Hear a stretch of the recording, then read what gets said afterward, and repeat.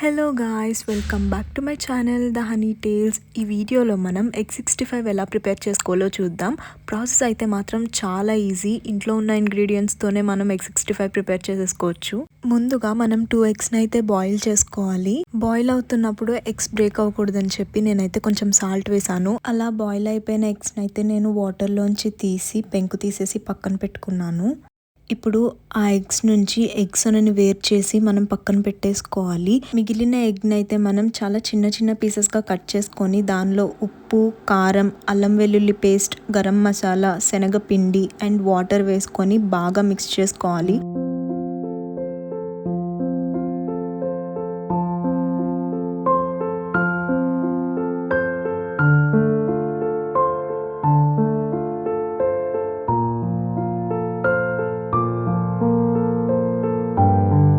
అలా మిక్స్ చేసిన దాంట్లో మనం ముందుగా పక్కకు తీసి పెట్టుకున్న కోడిగుడ్డు సొన అయితే వేసుకొని బాగా కలుపుకోవాలి. కలిపిన తర్వాత వాటిని చిన్న చిన్న ఉండలుగా చేసి ఆయిల్లో డీప్ ఫ్రై చేసి పక్కకు తీసి పెట్టుకోవాలి.